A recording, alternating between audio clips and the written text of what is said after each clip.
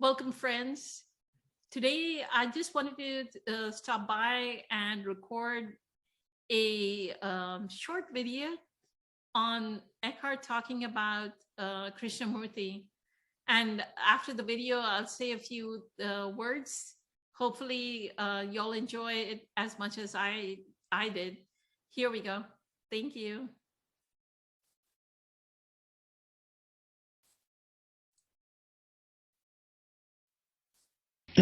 Well, it's all simple, but here he is in Paris, staying somewhere in Paris, where he gave a couple of talks, and he suddenly looks on a piece of grass, a lawn, and a rose bush, somewhere in the middle of the city, in a little park.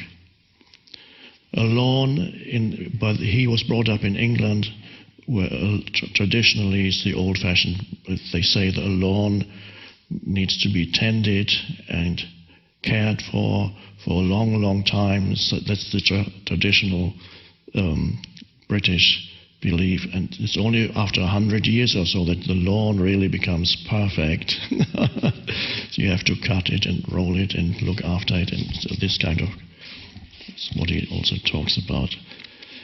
So here he is somewhere in the middle of Paris, and suddenly he looks at this little piece of lawn and a rose bush. There was a beautifully kept lawn, not too large, and it was incredibly green. It was behind an iron grill, well watered, carefully looked after, rolled, and splendidly alive, sparkling in its beauty. It must have been many 100 years old. Not even a chair was on it, isolated and guarded by a high and narrow railing.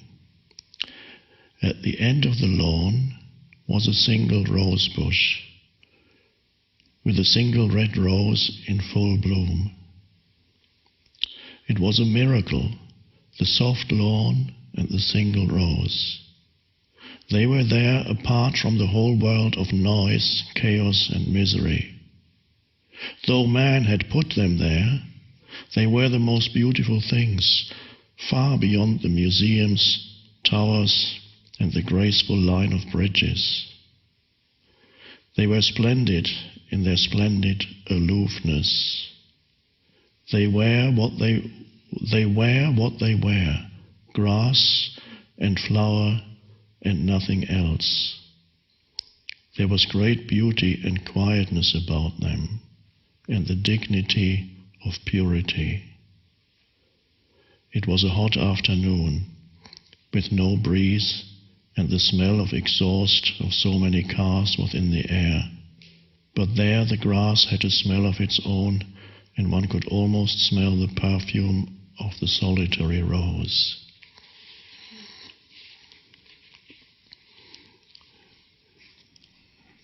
So something that is ordinary one would completely overlook, because if you're in Paris, there are many more interesting things to look at than a little piece of lawn and a rose bush. But instead of focusing and writing about the spectacular things that you would usually focus on and look at in Paris, he never describes anything spectacular of that kind. He looked at this little, seemingly insignificant lawn and the rose bush and perceived it against his inner stillness, and saw that intense aliveness which he's attempting to put into words. And it's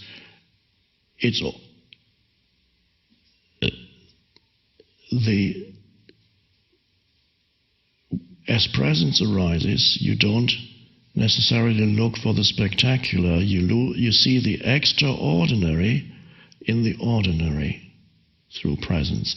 Without presence, to keep it alive, interesting, you need to look for something extraordinary. So that's why you're always somewhere else, because usually in the present moment, if you're not present, it's not that interesting unless you're having some drama.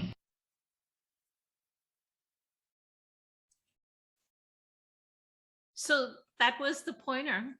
I just simply love the way Eckhart, the way he reads that book. It is called The Notebook by Krishnamurti, and I have read the book, or certain portions of the book. And you can open the book and read any portion of it. It's just like The Power of Now. It's like a mini meditation by itself.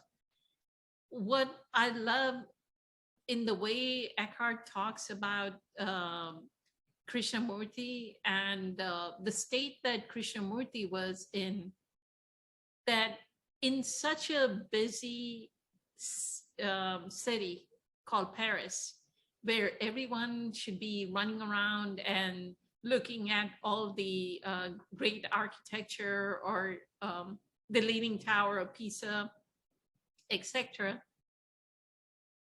I can just experience Krishnamurti just sitting on a bench or somewhere, just sitting and being so absolutely still, that he was one with that rose. He was one with that grass that was so well cut. And the fact that he saw the little fence, that it was just a thin fence, and across the fence, he sees this rose. That's one aspect of Krishnamurti that I try to actually, it has become my habit now, that I'll go to a restaurant and I'll sit like very quietly, like no matter the hustle and the bustle, I'll see like down to what is right in front of me. And it has been a wonderful habit. Like this morning, I just sat outside on my patio, and I was just looking at the trees and the leaves, and like just looking. I love that pointer, the extraordinary in the ordinary. And there are so many extraordinary moments in our lives, right? So enjoy the extraordinary moments. Thank you so much. Much love. Many blessings. Bye.